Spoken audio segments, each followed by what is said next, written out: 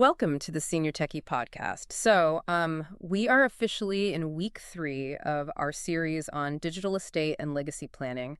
And I want to start by just speaking directly to you, our listener, for a second. Yeah, and that's important. Because we know that technology can sometimes feel, well, like it's moving way too fast, right? Like, it's just kind of leaving you behind. But I want to reassure you, you are deeply capable of mastering this.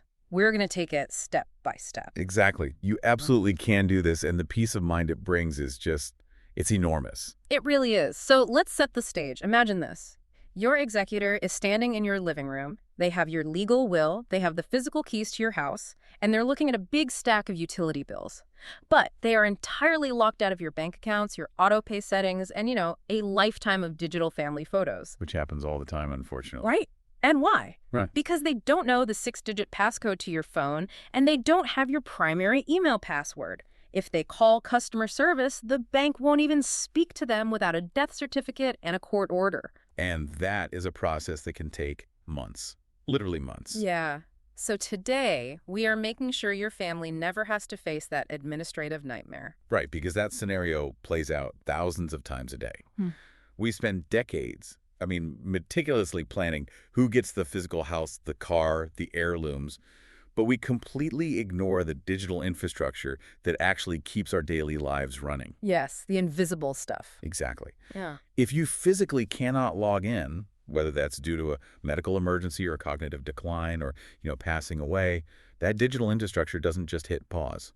Subscriptions keep charging your card. Important emails from the IRS pile up. Accounts eventually just get locked or deleted because of inactivity. Which is terrifying to think about. It is. But planning for this isn't morbid. It's incredibly practical. Our mission today is to help you establish a secure, reliable bridge so the people you trust can step in exactly when they need to.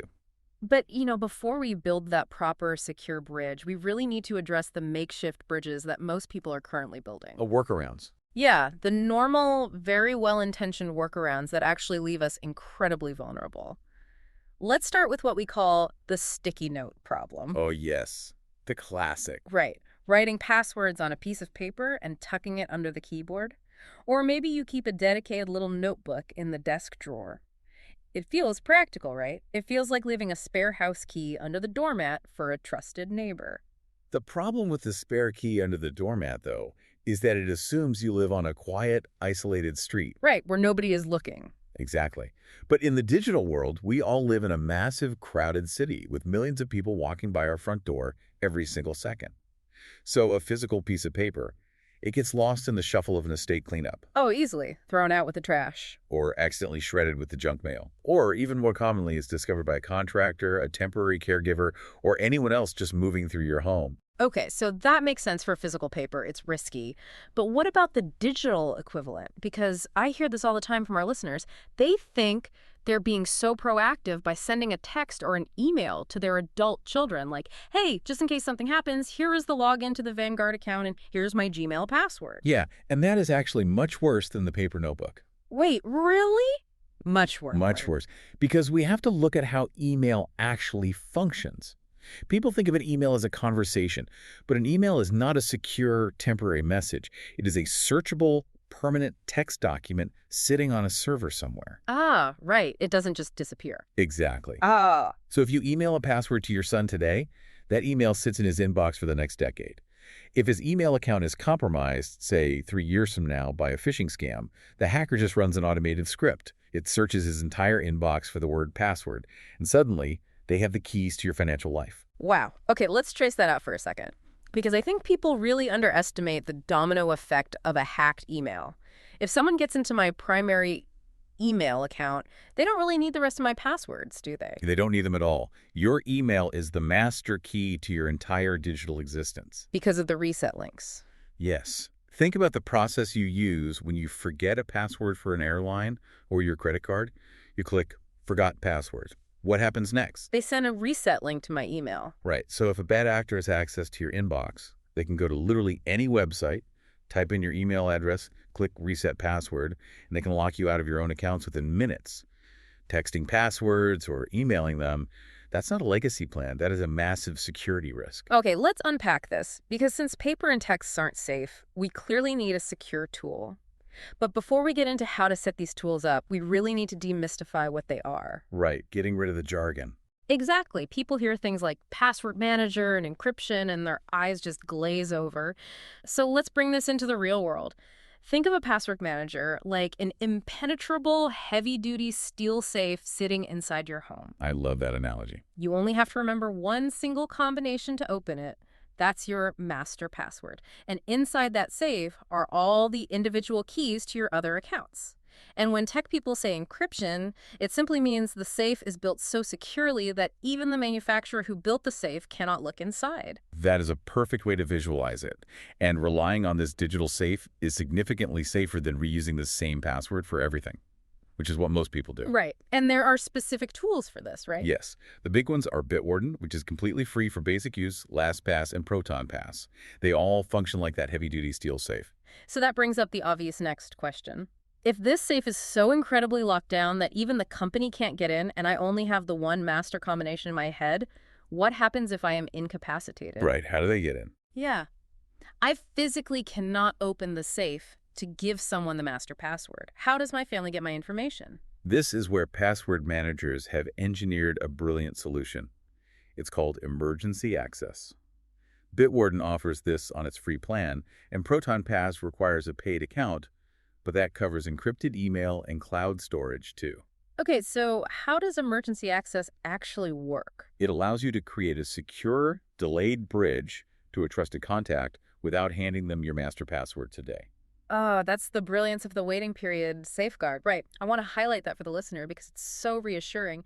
You aren't just handing over the keys right now while you're perfectly healthy. Exactly. Let's break down this step by step. First, you designate a trusted person in the software. Okay, so I put my daughter's email in. Right. Then, if something happens to you, she goes to her computer and requests access. And it doesn't just instantly open up. No, absolutely not. That triggers the waiting period. Say you set it for 7 days. During that entire week, the system is frantically emailing you, warning you that someone is trying to get in. So if I'm totally fine, maybe I just forgot my phone at home, or we had an argument, I just hit deny. You just hit deny on your end and she gets nothing. Access blocked. But if you don't respond because you are truly unavailable, once that timer hits 0, access is granted automatically. That is so smart. It really protects you while you're alive, but takes care of your family when you're not. Exactly. It's a fantastic system. But let's play devil's advocate here. I know what our listeners are thinking. What if I prefer not to set up a brand new third-party safe? What if the trusted person I want to choose doesn't use a computer very much? Are these systems going to just completely overwhelm them? That's a very fair, practical question. And the good news is you don't have to use a third-party app if you don't want to.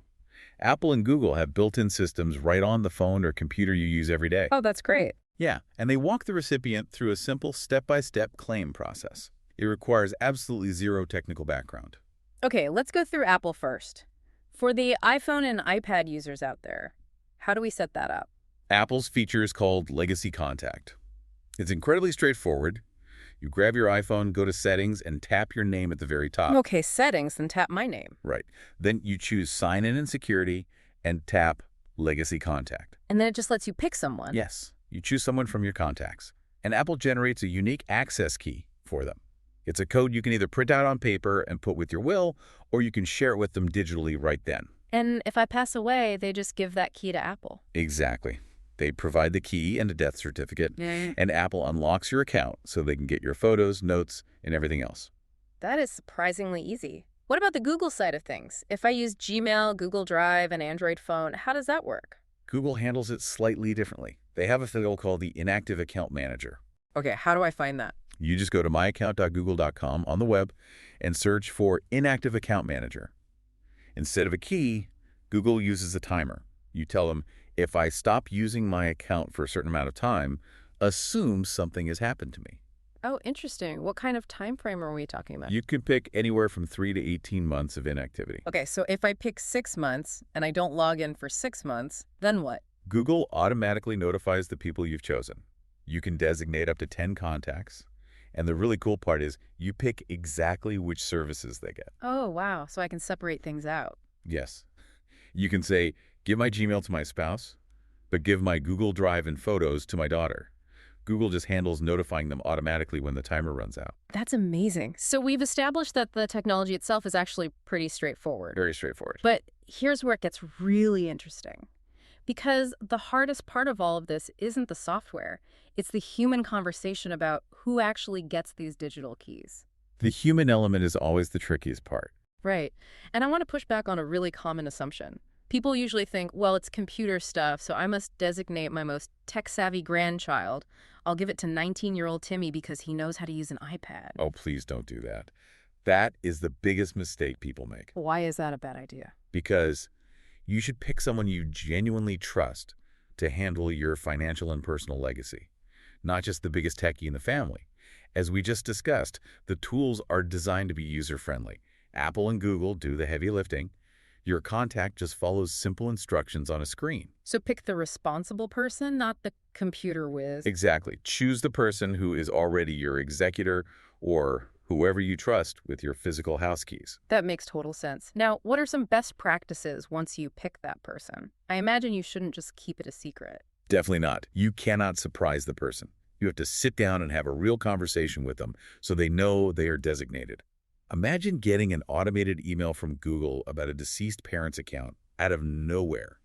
It's jarring. It could even look like a scam if they aren't expecting it. Precisely. So talk to them. Secondly, always name a backup contact just in case your primary person is unavailable. Life happens. And like you mentioned with Google, remember that you can split the access up, right? One person doesn't have to get burdened with absolutely everything. Yes. Segregate the duties. Give Yeah. the financial stuff to the executor. Give the photos to the family historian. I love that.